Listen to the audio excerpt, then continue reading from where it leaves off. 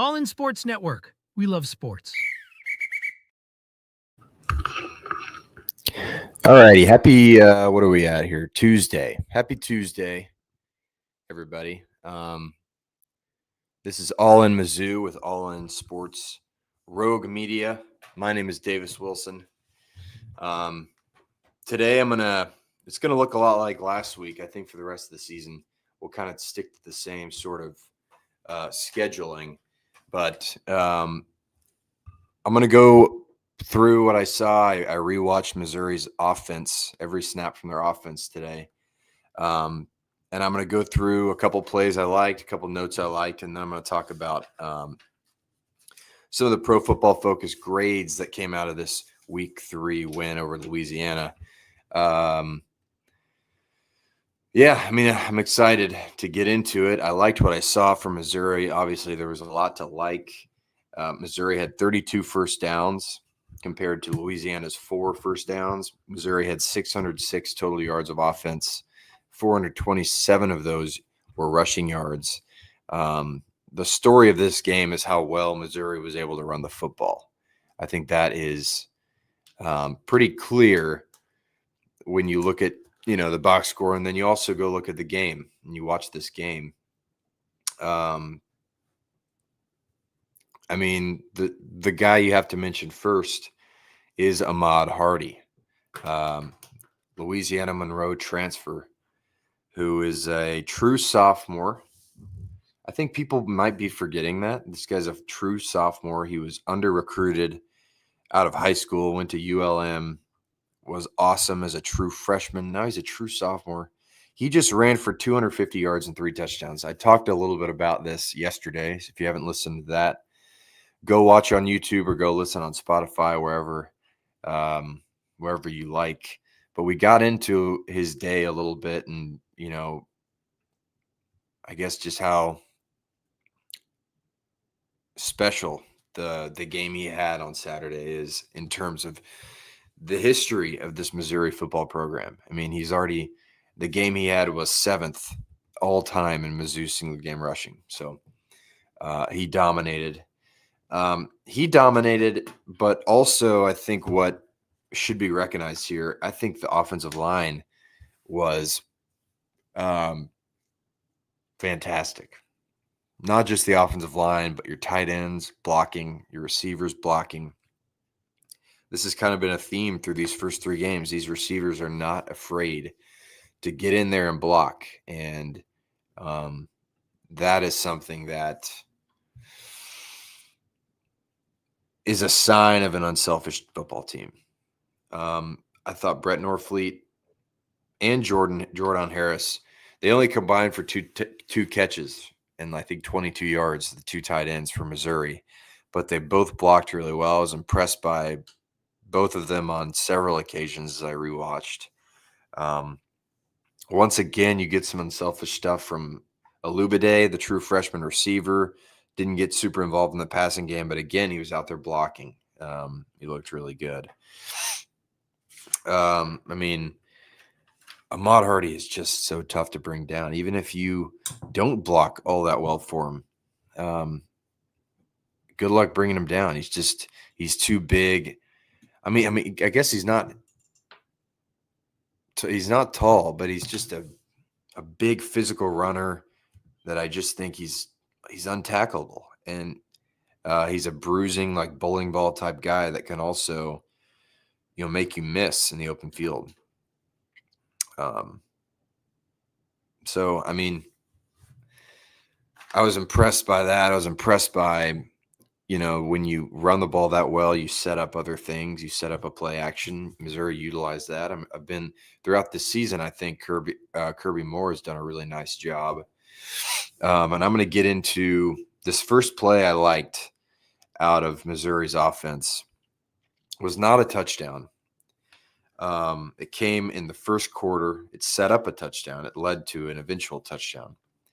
But what Missouri did on this first drive set the tone for the entire game. And if they're able to do something like this every game, they're just going to be really tough to stop. So this particular play, I'll set it up with, so 2 times before this play, Missouri had run wide zone stretch type runs. And what a wide zone is, for those who don't know, it's a run play where the running back's aiming point is kind of right at the outside foot of the tackle, of the outside tackle. And when you run a wide zone, the idea is that your offensive line is blocking horizontally down the field, kind of just blocking wherever the defender goes. I mean, there's not like for an outside zone, you're going to see a lot of times the offensive line will try to block towards the inside of the field. They'll try to get to the outside shoulder of the defender so they can create a lane towards the sideline. It's an outside zone. But a wide zone, you're just kind of blocking horizontally, and you're allowing the running back to pick a hole to run through. So basically, when the ball is snapped, all 5 linemen kind of go, in this case, they all went to the right in this particular play, but it can be left or right. Wherever the running back's going, all 5 linemen go that way. So twice in this opening drive, Missouri ran a wide zone stretch play and picked up big yards. I'm trying to remember. I mean, both were chunk plays. Let me see if I can. Yeah, I mean, I don't know how long each one of these was. I can find out. I thought I wrote it down. My notes here are really, really unorganized. Jeez. Anyway, let's just, golly, I mean, I wrote it down.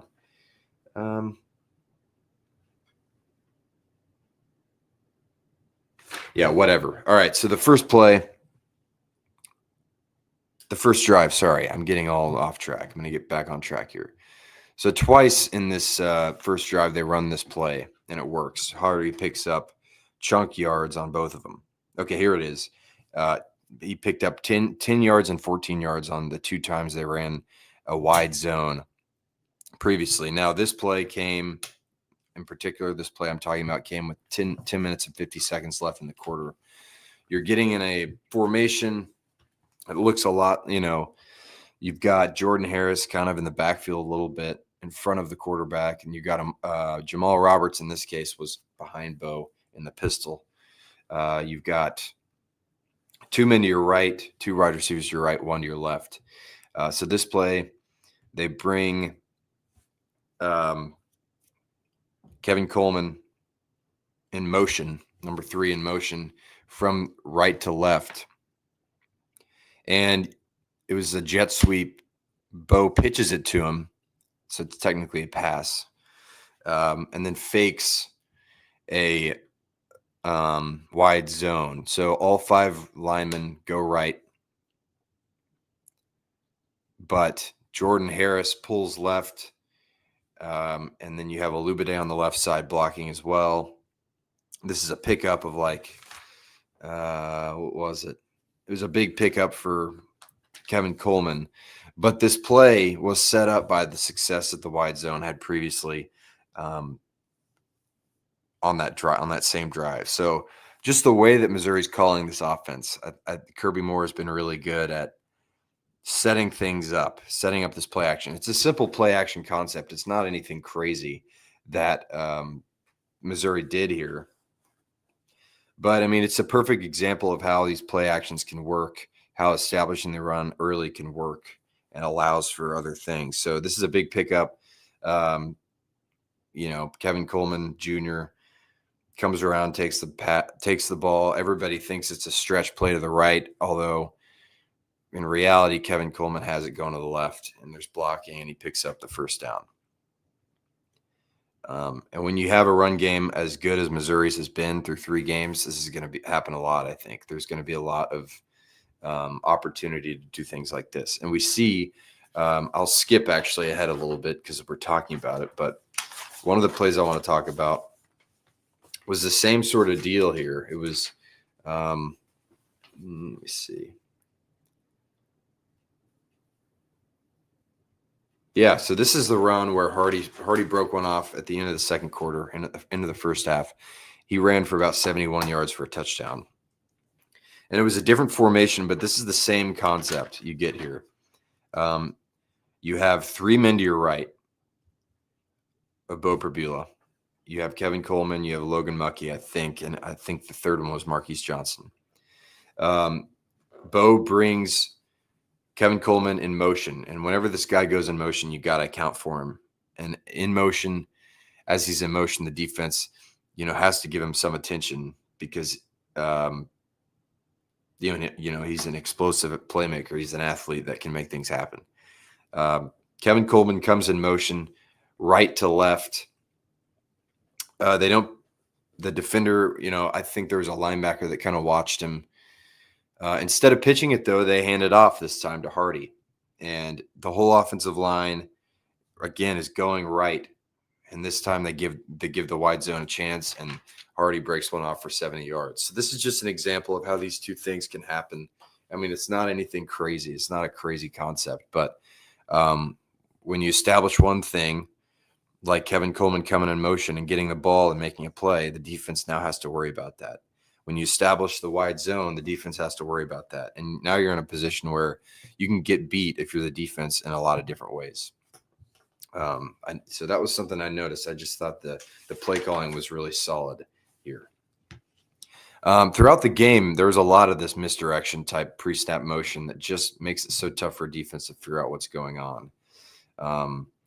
I really was impressed with the left side of the offensive line. Caden Green was awesome today. I mean, not today, on Saturday. Trost on the other side, the other tackle, was also really good. So, I mean, it's working right now on that offensive line. And again, Louisiana, although that's a good offensive line in terms of the Sun Belt, it doesn't compare size-wise. Physically, it doesn't match up at all with, what Missouri has up there. So the second play came early in the second quarter. It's a QB draw that Bo Perbula scores. This is a designed run. I like getting some design runs in here for Bo. He didn't have a prolific day throwing the ball, but he had 3 total touchdowns. One of them came here on this quarterback draw.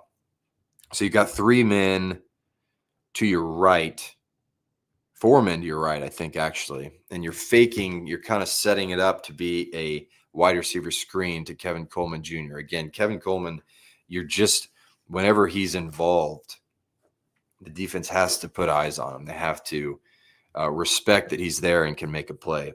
But it's kind of a fake screen setup. Bo tucks it, and Louisiana brings a blitz here. Right up the middle, right where Bo is probably going to go. There's a big hole right up the middle. It's filled by this linebacker blitz. Bo has to go right. And in a lot of cases, this may not be there for you because the idea for a quarterback draw is that you're opening the middle of the field up. So you're allowing for outside pressure. That's okay because he's going up the middle. He's got to go left here. He's got to change plans, go left because the blitz is coming in. And if you watch this play, you'll see he goes left, and Caden Green is just moving this guy out of the way, creating a big hole between him and Dominic, the left guard. There's a huge hole that Bo is able to run through. This is what I mean when I was just impressed by the way the left side of this offensive line played. You get that quarterback draw. Caden Green and Giudis, or I still need to figure out how to say his name. The left guard, Dominic, create this big hole. Bo has a hole, runs through it, makes a guy miss and scores. I like this play because the offensive line was good. Bo recognized a blitz and changed plans. It worked out, made a man miss with his feet.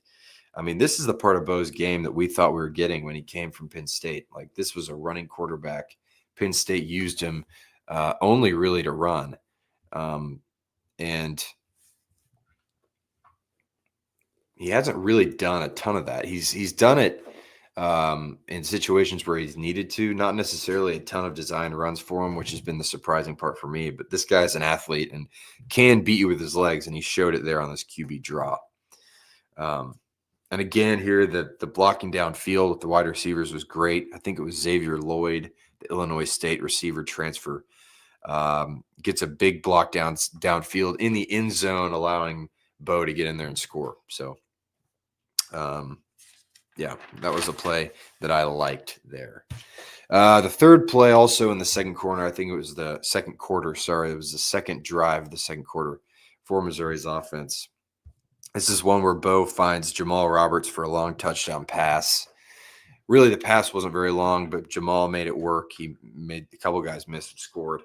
I think it was about a 30-yard touchdown. I don't know exactly. But what I liked here, this is a weird play because it's a slot cornerback blitz. And this guy comes in completely untouched. He's coming in from Bo's right, so Bo's able to see him. Jamal is running a route. He's not blocking. So this cornerback is coming in completely untouched on this blitz. And he has a free shot at him. And I think a lot of cornerbacks, especially in the SEC, are going to be better equipped to finish this play and wrap up Bo Prabula. But in this situation, Bo gets away. He sidesteps him, meaning that the corner can't fully wrap him up. The corner has his legs. He's bringing him down. As he's bringing him down for a sack, Bo is able to throw it off to Jamal Roberts, who just kind of slipped into the flat, wide open because this blitz left him wide open. And Roberts has plenty of space to run, makes a couple guys miss late. A 39-yard touchdown for him. And as Bo's throwing, there's another guy even in his face trying to throw him off. I just thought that, you got to be able to pick up these blitzes. That's one thing that Missouri actually kind of struggled with in this game, was figuring out blitzes. Bo was not able to pick up most of them. This is one where he made it work, and it was a really nice play, literally throwing out of a sack. Sorry. But like I said, this offense does seem to be a little bit vulnerable to the blitz, and we'll talk about this. Bo was sacked twice in this game. Both came on blitzes. The first one was a linebacker blitz right up the middle, came up completely untouched and kind of lit Bo up there. And I think this is on Prabula to recognize this and, have a fire route where he can get it out quickly and move on. But he holds on to it for a bit long.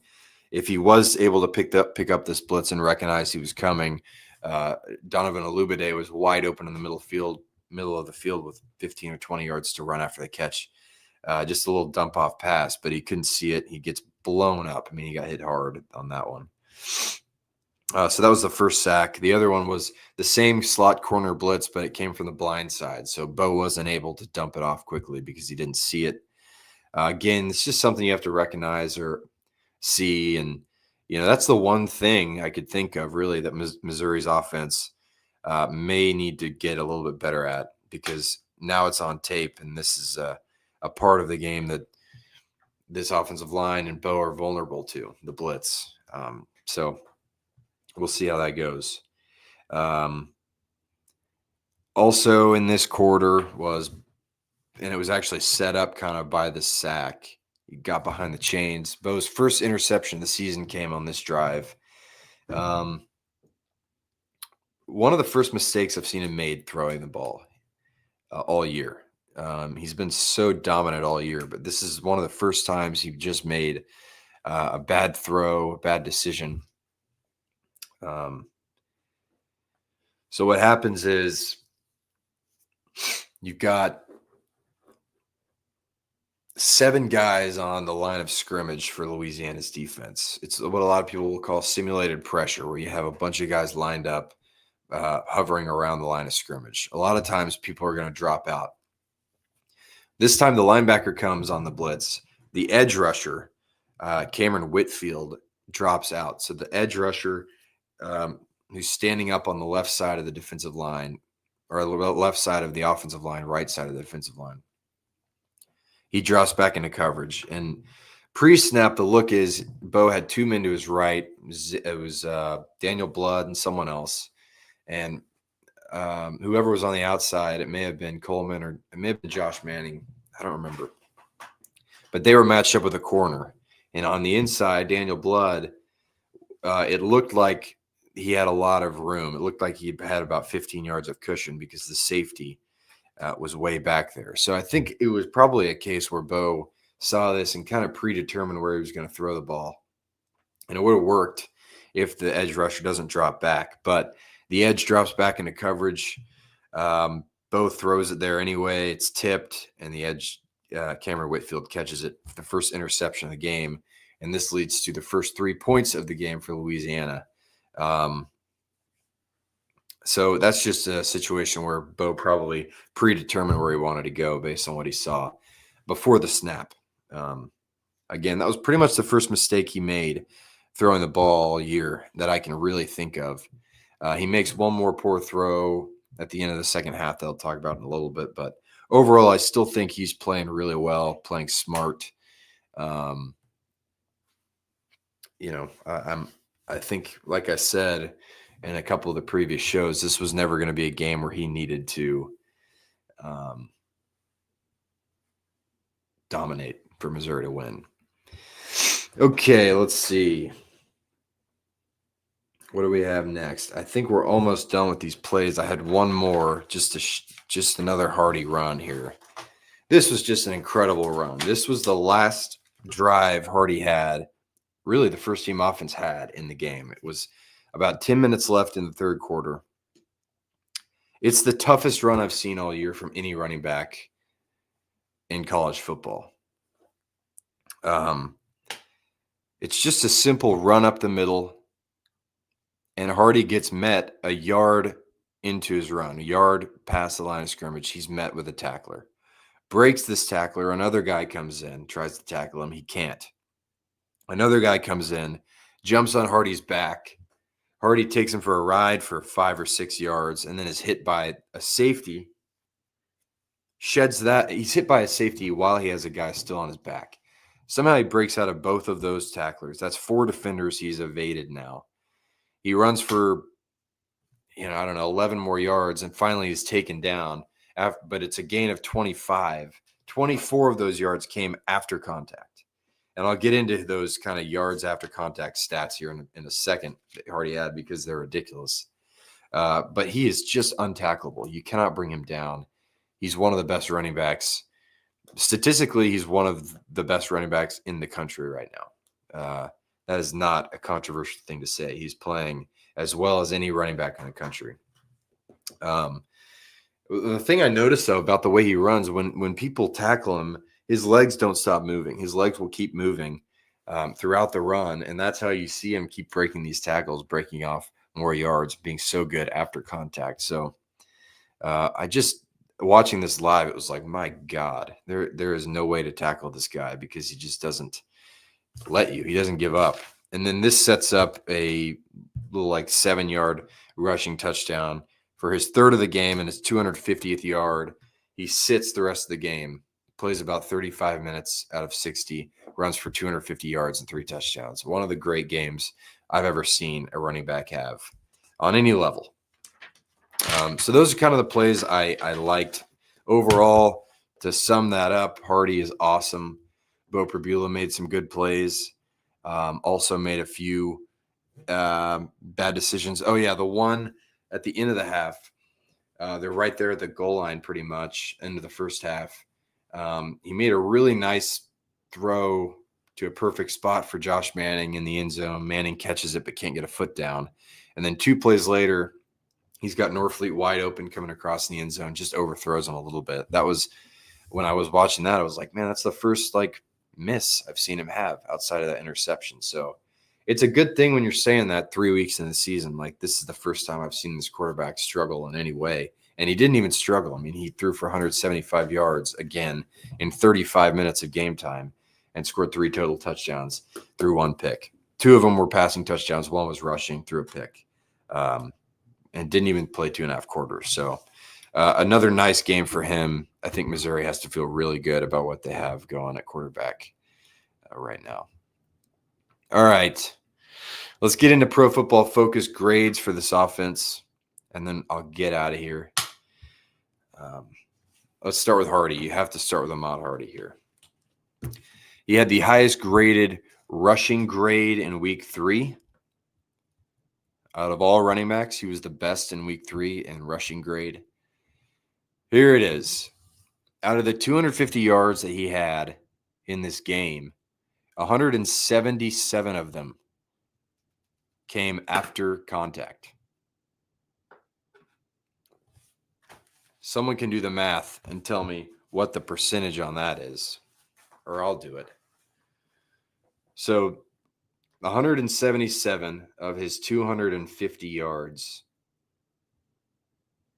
came after he was touched by the defense, came after he was contacted by the defense. Let me do this. That's 70% of his yards, almost 71% of his yards came after contact.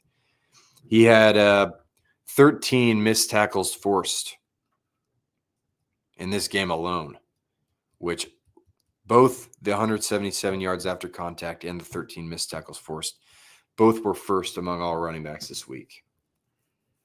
13 missed tackles forced in 2.5 quarters. Just think about that. On the season, he has 28 forced missed tackles. Or I guess it's missed tackles forced, whatever. 28, that leads the country. He has 340 yards after contact. That leads the country. He has 25 first down runs. That leads the country. Like I said, this guy is one of the best running backs in the country. And it's not even a controversial thing to say. He's just he's having a special start to this season. And like I mentioned, when you run the ball well, when he's getting it going, it opens up other things for this offense. It makes it a lot easier on your quarterback and on your receivers. And so there you go. Let's get into some of these offensive linemen. After a really kind of worrying week 1 performance from Caden Green, it's his first start at left tackle. He has been lights out since then. The 2 highest graded tackles in the country from week 3, the 2 highest graded tackles that played at least 50% of 95 snaps. So that basically means the tackle that played the most snaps a tackle played in week 3 was 95. So the only guys eligible for this are the guys who played at least 47 snaps. That's 50% basically of 95.